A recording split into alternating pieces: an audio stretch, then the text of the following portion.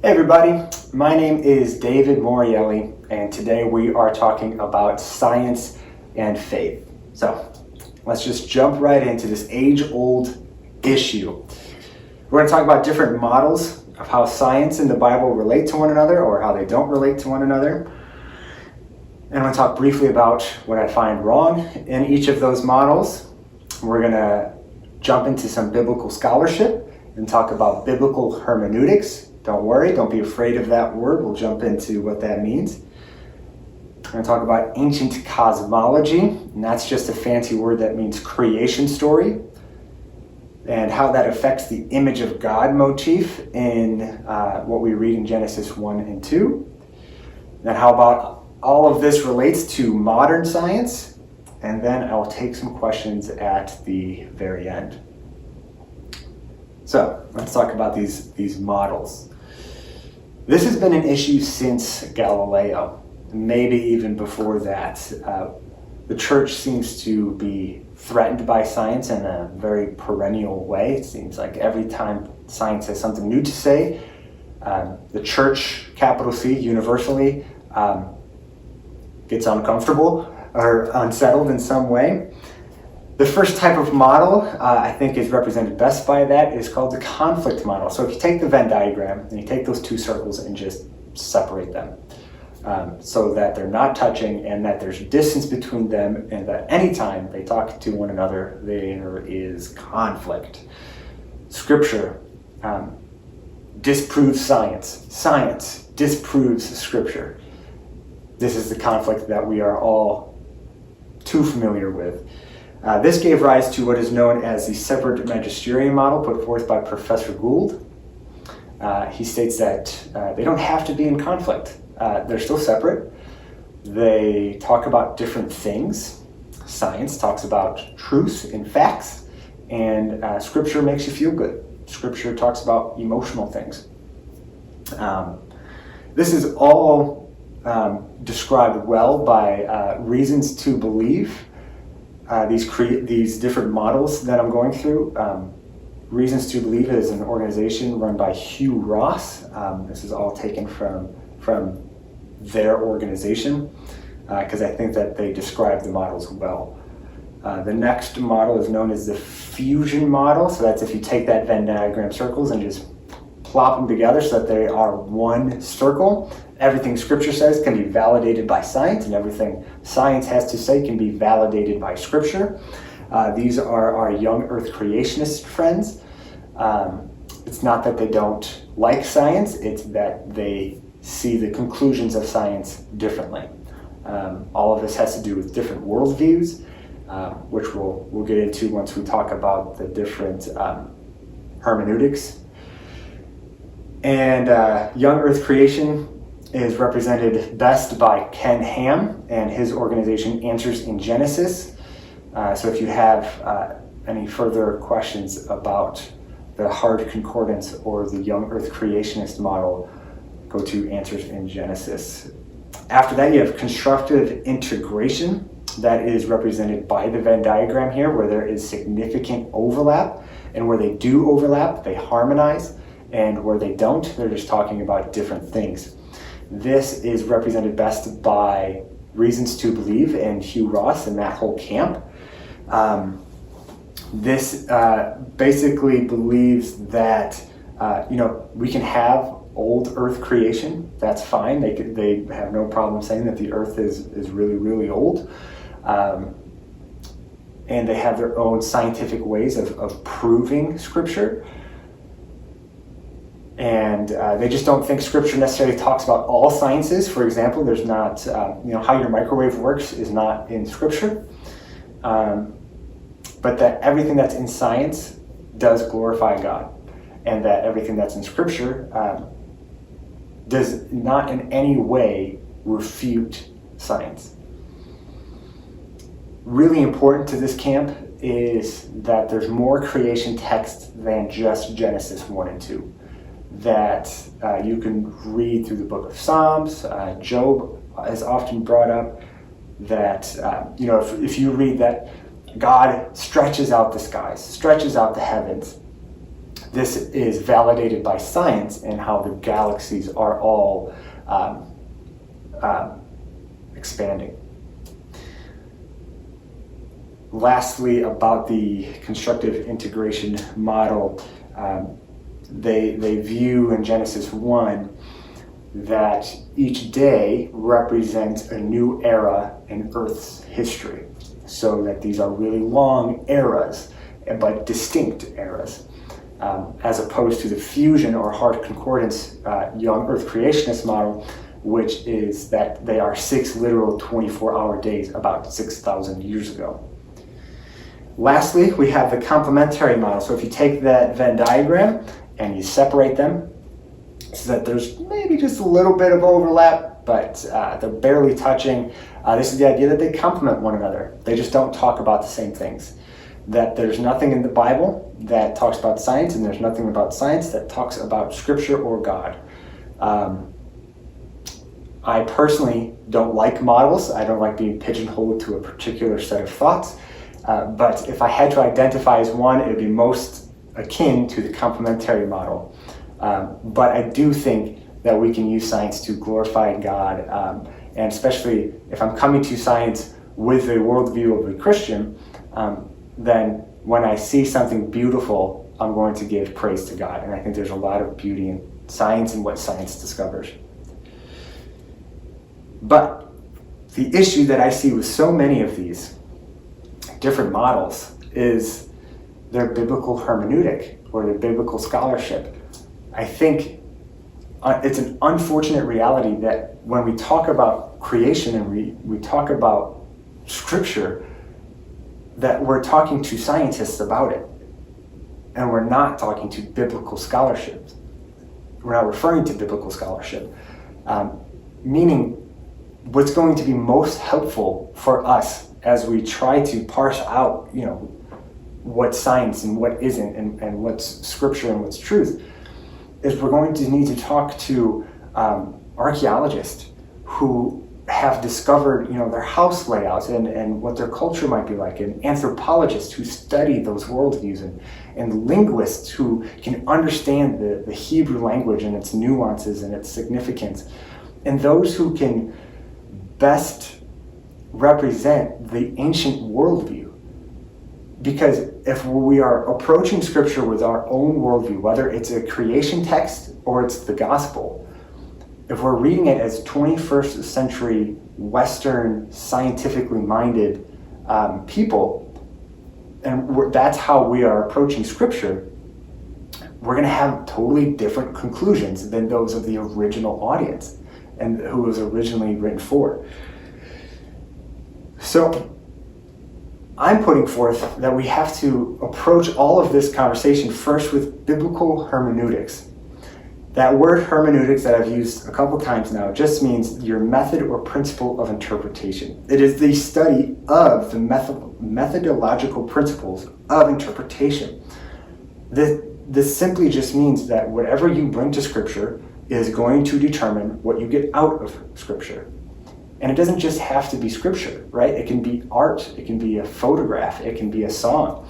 If you are bringing something to it, you're going to get different things out of it. Our best work can be done as we do our best to take out our worldview and to understand them on their terms, they being the ancient Near East and our ancient culture. This story was written for them. The story was written to them. They are the ones who probably understood it best and got the most from it.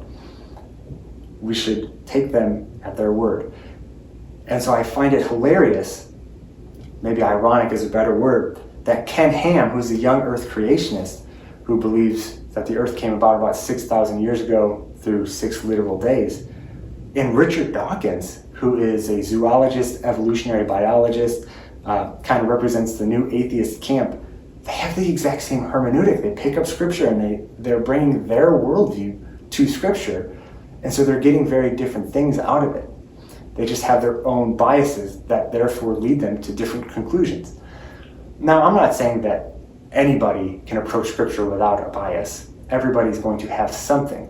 But it's going to take a lot of work to get rid of ours and to take the original writings, these ancient writings, on their own terms. So in order to understand Genesis and their creation story, since that's what we're trying to talk about today, in order to understand it best, we need to understand their worldview. And to understand their worldview, we need to know what all of the surrounding cultures were like around that time. So we need to know what Egyptian creation stories were like, Babylonian, other Sumerian creation stories were like. So from here on out, I'm going to refer to the Bible Project. Tim Mackey is their scholar. He does amazing work. I highly suggest you find them on YouTube, find their webpage, because they have lots of blogs and other resources. Listen to their podcasts. They are just amazing at what they do and how they describe it. So this is all ripped from the Bible Project and Tim Mackey. Ancient Near East creation stories.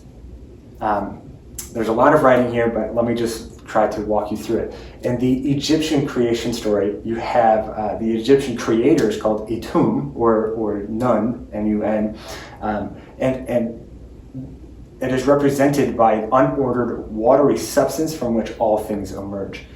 So the pre-created reality was a chaotic, watery condition, devoid of life, just containing the potential for life. So Etum began to evolve and differentiate himself from his watery incubation onto a primeval mound of dirt. So does this mean that the ancient Egyptians believed in some sort of macro evolution where one species turns into another? It's not at all what I'm saying.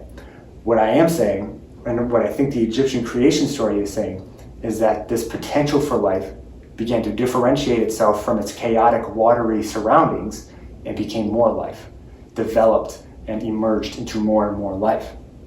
This is how the Egyptians and ancient Egyptian religions come up with some sense of pantheism, that everything is a god or is God. Out of this, Etum generates the rest of the other deities and that they believed, and eventually inserts himself as the eye in the sky as the sun god Ra. But all gods worked together in a form of order called Mayat, I think I'm saying that right, the eternal divine order that upholds all of creation. Also important to note, in ancient Egyptian creation myths, you have good versus evil, which is really just order versus chaos. And at the end, as good and order wins, they end up stomping the head of serpents as a sign of their victory. So Egyptian and Hebrew creation accounts start with non-existence represented by chaotic waters, but where they differentiate is a notable difference between the two is that the Egyptian creator is not uncreated, that he creates himself, unlike the Hebrew God, Yahweh, who always was pre-existent. Etum is the first self-caused cause, which is a form of pantheism. So that's one worldview from which the Israelites emerged, right? They were surrounded by these stories. Now another Israel neighbor, Babylon, their creation story is very different. There's some history here that you see. In 1847, there was a bunch of tablets discovered in what is modern-day Iraq. These tablets are believed to have been a part of an ancient Assyrian king that was around during the 7th century, BC, of course. This is where we get the Epic of Gilgamesh, the Enuma Elish, and all these different things. What's really important, around 1895, Hermann Gunkel, well, there's two N's, so I pronounce it Hermann. It could be Herman. Published Creation and Chaos, which he claims Genesis 1 through 11 displayed extensive dependence on Babylonian creation myths.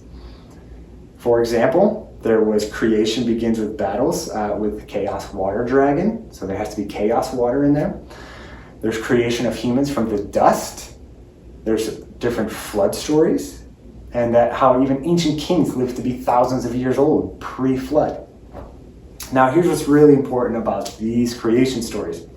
And the Babylonian creation story, particularly, there's a lot of violence. There's a lot of gore. It is good conquering evil violently. It is order conquering chaos by slicing open the other gods, separating, right? That word separate should ring bells for us. Separating this chaos god into the waters above and the waters below, and creating humans from the dust. It's very important to note that the god Marduk sent representatives, divine representatives in the forms of kings and priests, to make sure that his humans who were created to be slaves of Marduk were doing their jobs. This is where kings and priests get their authorities from, this creation myth. And that the priests and the kings, I guess, would create images or idols of Marduk or of the king to put throughout the whole empire. They would fill the empire with their own images, and the priests in the temple specifically would create an idol and breathe on it. And by breathing on it would symbolize bringing the deity to life within the temple, and the presence of that deity would now filled that temple. All very important things as we eventually explore the Hebrew creation myths.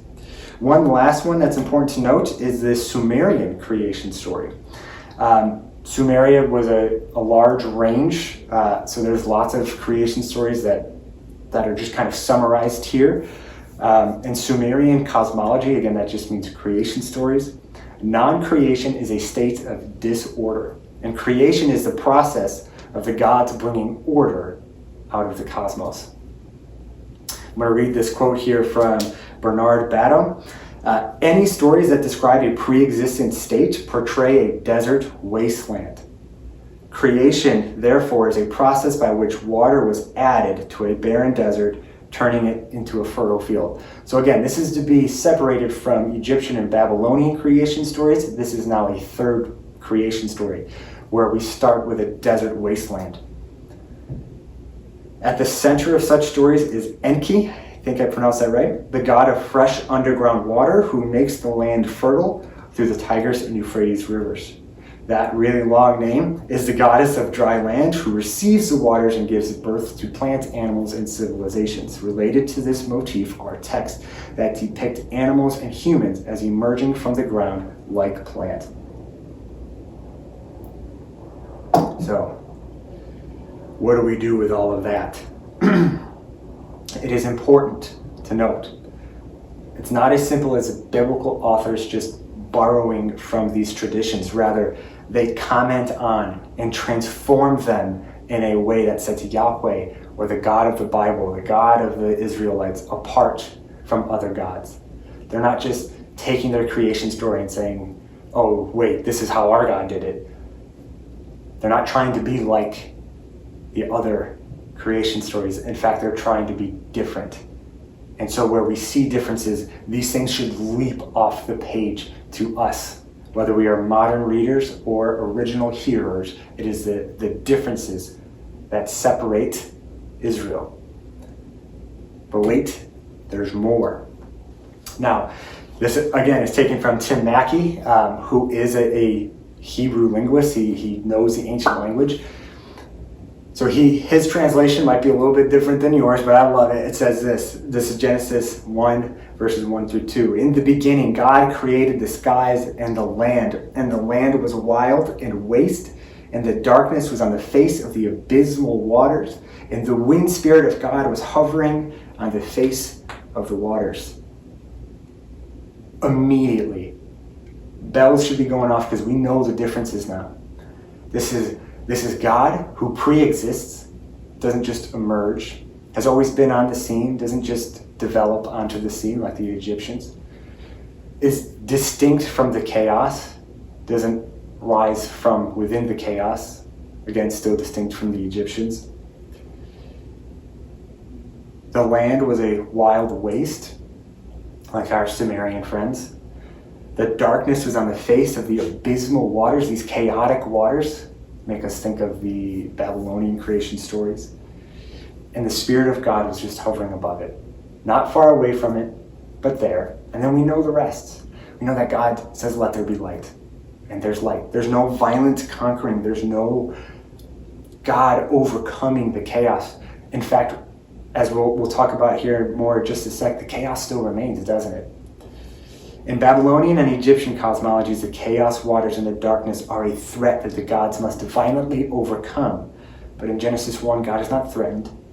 He subdues and separates the waters, chaos, creates land, and overcomes the darkness with light by just speaking. These verses assume that the pre-creation state was wild, chaotic, and dark water, while our modern understanding of creation is to bring something from nothing. This idea of ex nihilo, which is Latin for from out of nothing. An ancient understanding of creation is to bring order from chaos. I have a quote here from George Landis, and he says this: significantly, and quite in contrast to the Babylonian conception, where Tiamat is slain and annihilated before the cosmos is created, the biblical picture does not portray the destruction of the waters or of Tehom, which is the Hebrew word used for hovering above the waters, the abysmal waters, but only their control and ordering by Yahweh within the created cosmos. The Hebrew conception of the universe, God didn't start with a blank canvas, a canvas of nothingness. He started with a chaotic and disordered one. The Hebrew phrase that we translate "in the beginning" refers to an unspecified previous period of time. God's first priority in bringing order to chaos was to bring light into the darkness. And every other time God says, let there be land, let there be light, let there be animals. He's bringing something new into existence. But this time, this first time when God says, let there be light, God brings light into the darkness by becoming the light himself. Because he doesn't create the sun until the fourth day. And in this action, what God is doing is he confines the darkness to one specific period of time: night. That's beautiful. That's amazing. So immediately, from the beginning, in the first pages of the Bible, what we see is God creating order out of the chaos. But he doesn't get rid of the chaos yet. No, he does tell of a day when he will stomp. He will send someone to stomp on the head of a serpent, but that serpent will give a fatal blow. We learn how God creates order is by separating, calling it good, separates the light from the dark. He separates the night from the day. He separates the land, the waters above, the waters below, the land from the waters. And then eventually we read how he separates Abraham out of the chaos of Babylon. From the first pages, the original hearers can predict, can foreshadow how God is going to continue to create order. He calls his church out to be different, to be a holy, which means to separate nation, priestly nation. Here's the key takeaway.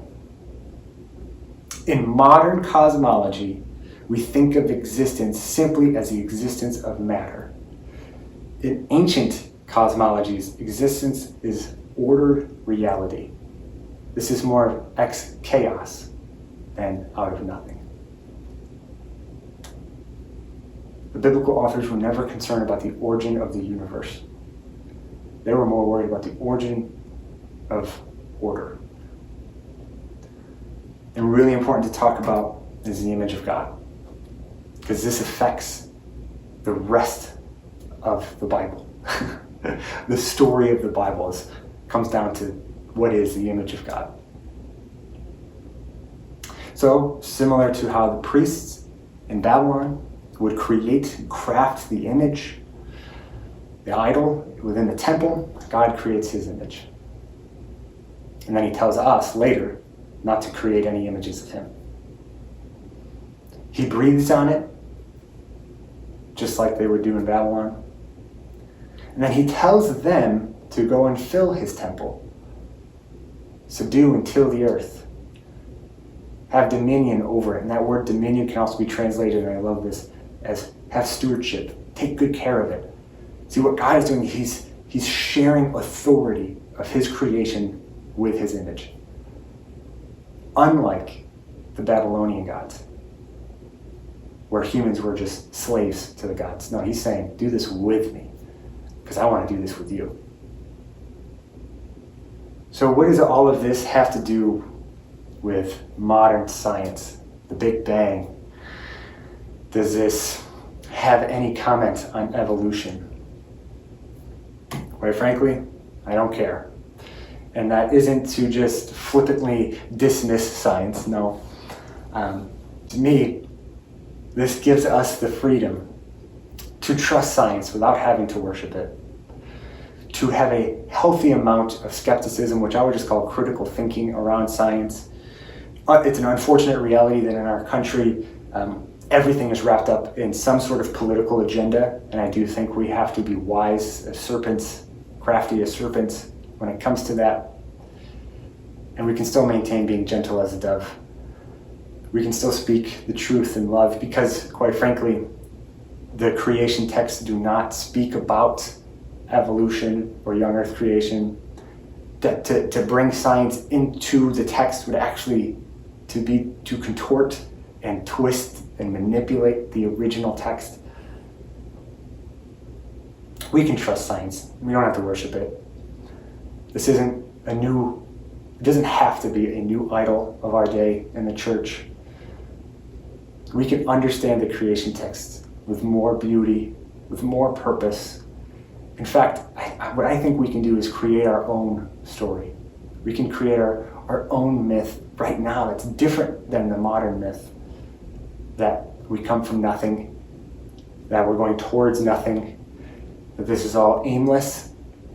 I think it's beautiful in the theory of evolution. They, in lower grades you're taught that evolution is mindless, that it just goes, it's survival of the fittest, that it's aimless. But then you begin to learn, well, it's actually aimed at survival. The ones that survive the best continue and reproduce. It's aimed at life. And I think that there's a lot of beauty in that. I understand that people are going to say, yeah, but it's aimed at life, but it's done and accomplished very violently, predation and other things. And this also brings up other issues of the fall that I don't mean to dismiss or not acknowledge. If Adam and Eve were not literal human beings and the Garden of Eden was not a literal garden, which still, maybe it was, maybe it wasn't. Let the science do what it does. There's a lot of opinions about that. But if evolution is true, how do we consider the fall? I would suggest a book called Evolution in the Fall, edited by James K.A. Smith and others. And there is a lot at stake. You can't just dismiss it. You can't just get rid of the fall. There's a lot of theology and doctrine around that. But quite frankly, I think if we let Scripture speak for itself and we let science speak for itself, we don't even have conflict. Sure, we have to, be creative in our theologies and our doctrine. But science can say whatever science would like to say. It can bring about vaccines. It can bring about, technology and progress. But our reading of Scripture should help us glorify God through the sciences, help us to interpret, different inventions that the sciences come out with, and try to think 10 steps ahead as to how it might affect people. But ultimately, they don't say the same things. They're not talking about it. And it has more to do with biblical scholarship than science. So, with that being said, one reference that I did not say out loud, particularly around the image of God, a lot of that is taken from J. Richard Middleton in his book, The Liberating Image, the Imago Dei, in Genesis 1. He's kind of the leading scholar when it comes to the image of God, and historical studies and the biblical scholarship around that. So with that said, I'm going to wrap this up, and feel free to leave your questions in the comments below, whether this is on YouTube or Facebook. I will do my best to give out a response to as many questions as I can after. And I hope you guys have a great rest of your day. I hope this was informative and helpful. And I look forward to your questions. Thank you so much.